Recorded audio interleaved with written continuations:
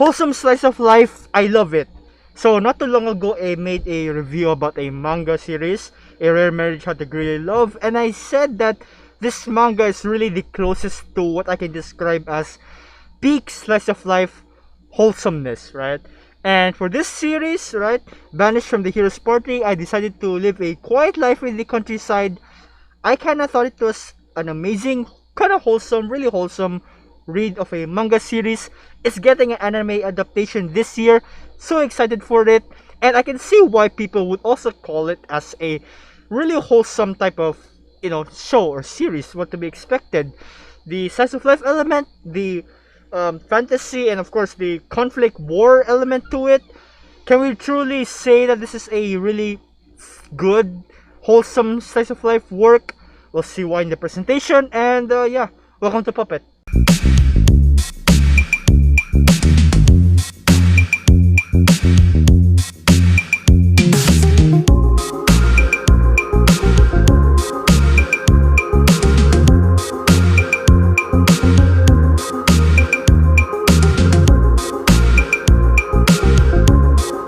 So the story follows these two power couple of a protagonist. First off, we have the former member of the Hero's Party, Red, who got kicked out of the party because he was no longer needed. And the main heroine, Lit or Rit, the translations are really messing with my head. So she is a former acquaintance of Red from his past. Now, the story setting is that of a fantasy. There's an ongoing war against the Demon Lord, the heroes, magic, abilities, stuff like that type of deal. Now, so Red was kicked out from the Hero's Party, so he moved to the quieter side, the countryside of the land, and opened up a herb shop or an apothecary to, get by, earn for a living, make a living, and most importantly, just, have a much peaceful life compared to that from his past, Soon after, the heroine comes along, Rit or Lit. She comes along and asks that she works there with him, running this shop together. At first, not as a couple, but then things got good, and yeah, I believe that's also why people really loved it. Now, as to the conflict raging on with the whole war, the battles of the Hero's Party, the hero being Red's little sister, it has its own separate business or side to the story, to that compared to that of the slice of life or the wholesomeness of Red's life in the countryside, the aspect of the story in which we're all invested in, I suppose. But yeah, sufficing to say, the conflict side with the Demon Lord and war and stuff like that is also a good element to it. We'll get to that later on. Now, there are times when Red cannot escape that sort of conflict, thus being a constant involvement to inescapable conflicts relating to that of the said war. His own battles, of course, within the countryside. That simple slice of life type of problems, rather, you would call them a battle, but rather problems or challenges that he would face. Yeah, conflict to say, right? And the like. Now, in other words, it's the entire series is really just a mixture of that slice of life and action. It's just great. It's a great way of storytelling, I have to say. Yet again, the inescapable conflict, as I've said before, it really hinders that to the slice of lifeness to it, quote unquote. But it's really greatly balanced, I have to say, with the relationship between Red and Lit or Rit. I'm confused now. So yeah, their relationship really balances out the whole conflict or the whole, I guess, action part of it, of the story. Yeah, that's the word, action part of it.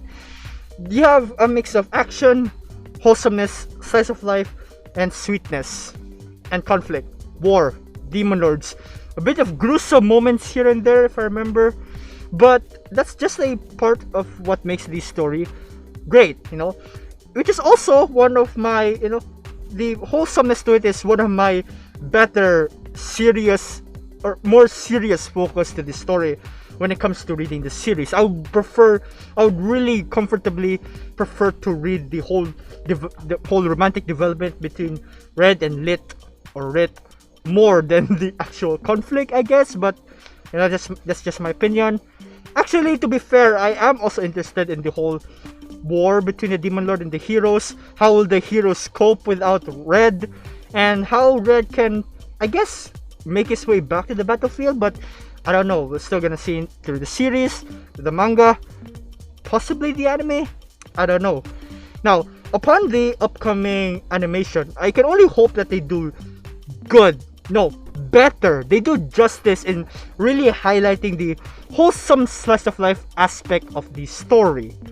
Now, the manga is really good at showing the serious moments through the art styles, yet also having some that is complete cuteness and chibi-like emotions to really capture how simplistic, calm, and peaceful Red's life really is in the countryside.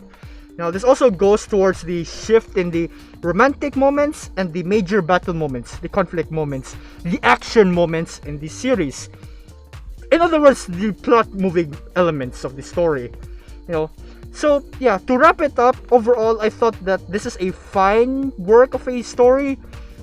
Wish that the conflict between the heroes and the Demon Lord would be resolved faster so that we can focus on the romantic development between Red and Lit, or Rit, I don't know, the main heroine, Red and the main heroine.